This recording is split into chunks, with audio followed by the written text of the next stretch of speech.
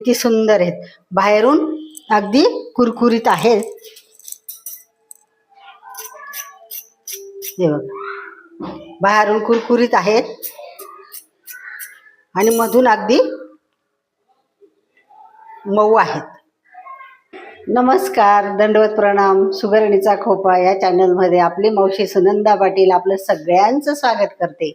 चला तर आज आपण रेसिपीला सुरुवात करूया आहे. आणि आजची रेसिपी आहे आपली लहान चिमुकल्यांसाठी. हे बटाटे आहेत 2 आणि हे आहेत ना कुकरमधून शिट्या करून घेतल्या आहेत. आणि आता हे आपल्याकडे अशी अद्रक, आपण चहासाठी जो अद्रक आहे ना ते किसतो त्याच्याने बारीक असे किसून घ्यायचे आहेत. आणि मध्यम आकाराचे 2 बटाटे आहेत. चला तर मग आता आपण ह्या असे छान बारीक किसून घेऊया. हा असा किस आपण करून घेतला आणि बारीक किसणी होती आपल्याकडे अशी, त्याच्याने केला म्हणून बारीकनेच केला. चला तर आता हे बाजूला ठेवून घेऊ हा केलेला किस आपण आणि पुढच्या तयारीला लागू. हे 1 कप पोहे घेतला आहे आपलं. आपण जे कांदे पोहे करतो ना तेच पोहे आहेत रेग्युलर. तर आता 1 कप आहेत हे. याला आपण ह्या चाळणीमध्ये चाळून घेणार आहोत. हे आपले पोहे चाळून झाले आहेत, हे बघा. आणि आता हे मिक्सरच्या भांड्यात टाकून आणि आपल्याला बारीक करून घ्यायचे आहे. ही आपण पोह्याची पावडर करून घेतली, हे बघा. आणि ही काही जास्त अशी आपल्या जे खाण्याचं पीठ आहे तेवढे बारीक होत नाही, पण हे आपल्याला बारीक रव्यासारखी बारीक होते. चला तर मग आता हे आपण सगळं मळून घेऊया. आता आपण हे जे काही प्लेट घेतली आहे पीठ मळण्यासाठी, हे बटाटे इथे टाकून घेऊ. आणि त्याच्यामध्ये चवीपुरतं आपली जेवढी क्वांटिटी असली तेवढं मीठ टाकून घ्यायचं आहे आपल्याला. आणि त्याच्यामध्ये ही कोथिंबीर टाकून घेऊ. ती पण फक्त 1 चमचा घेतली आहे, थोडीच घेतली आहे. आणि ही हिरवी मिरची घेतली आहे, ही बारीक कापून घेतली आहे. बारीक कापायची तिला, लहान मुलं खात नाही ना, पण एक चवीपुरती, नाही टाकली तरी चालेल. पण ही पावडर आहे पोह्यांची, ही पण आपण इथे टाकून घेणार आहोत. आणि आता याला मळून घ्यायचं आहे. असं एकत्र मळून घेऊ. आणि एक मुलांचं पण आपल्या आईवर प्रेम असतं, त्यांना पण वाटतं आपल्या आईने आपल्याला काहीतरी नवीन वस्तू करून खाऊ घालावी.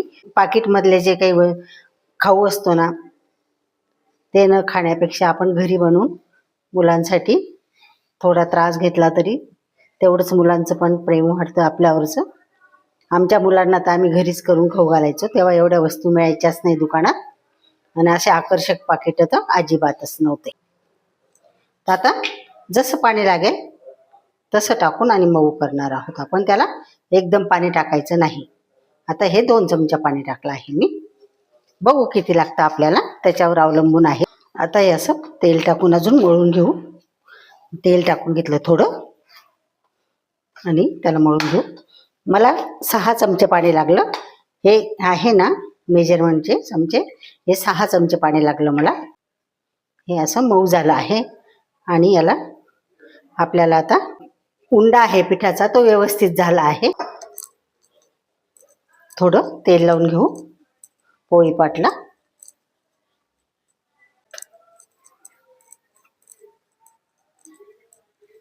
असं सारखं फिरवायचं याला.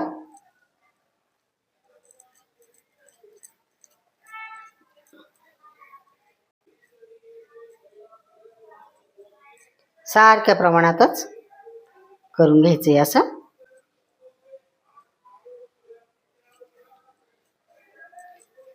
मला असं समोरासमोर भरपूर काही बोलता येतं, पण मला कॅमेरा समोर जास्त बोलता येत नाही. ठीक, असा रोल करून घ्यायचा आणि या साईजचा करून घ्यायचा.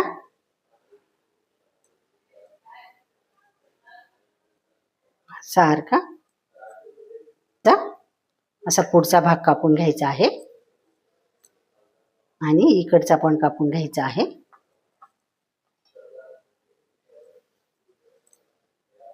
आणि याचे सारख्या प्रमाणात तुकडे करून घ्यायचे आहे. करण्यासाठी खूप सोपं आहे. असे थोडेफार कमी जास्त झाले तर काही नाही. हे बघा, असे सारखे तुकडे करून घेतले आहेत आपण. हे बघा, आता दुसरं घेऊया आणि सगळे असेच या प्रमाणामध्ये करून घ्यायचे आहेत आपल्याला. जे आपले जे रोल आहेत ना, हे बारीक रोल, हे सगळे असेच करून घ्यायचे आहेत. आम्ही पहिले असं पाटावर शेवाळ्या करायचो, त्याला पाटाच्या शेवाळ्या म्हणायचे. आणि खाली एक बाई राहायची तोडायला, त्याला आमच्याकडे चाळणं म्हणतात.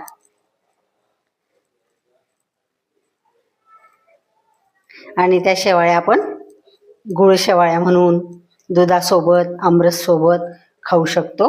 अशा शेवाळ्या करायचो आम्ही.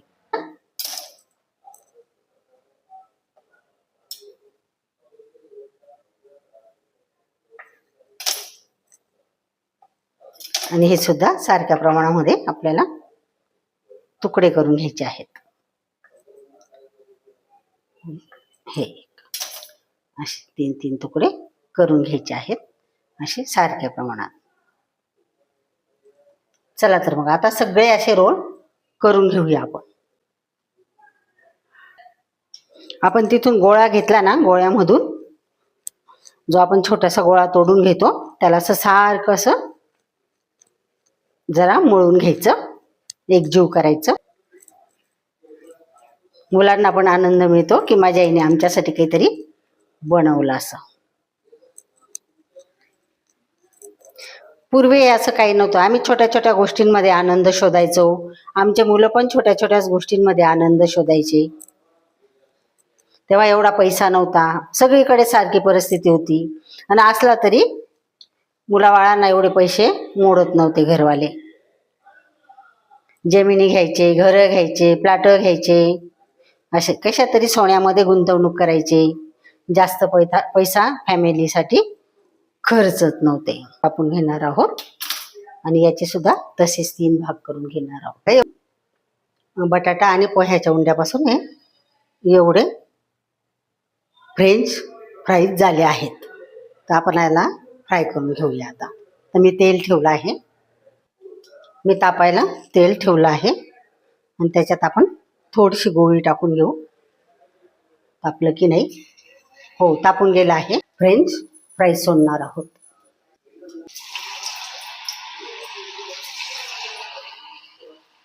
गॅस मध्यम ठेवून घेऊ, कमी करू गॅस, मध्यम ठेवू, तळून घेऊ.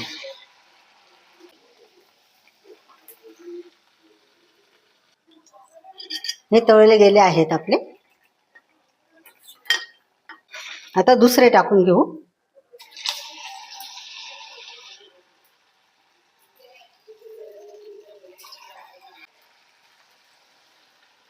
असे थोडे थोडे करून तळून घ्यायचे आहेत आपल्याला.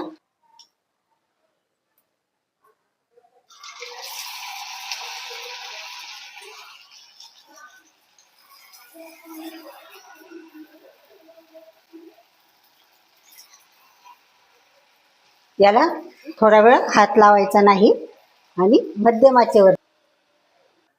हे बघा, जेवढा उंडा होता आपलावाला त्याच्यामध्ये हे एवढे झाले आहेत.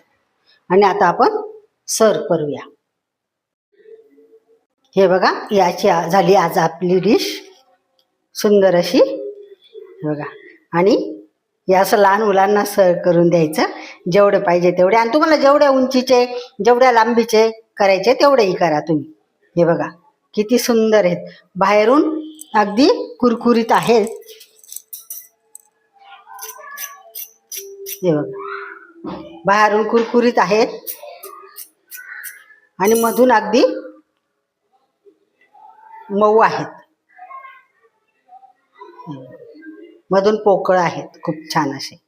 आणि आता आपण असं चटणी असो किंवा हे टमाटा कॅचअप आहे याच्यासोबत खाऊ आणि मुलांना पण खायला देऊया. आणि मला तर तुम्हाला आजची डिश आवडली असेल तर लाईक करा, शेअर करा आणि सबस्क्राईब तर नक्की नक्की करा.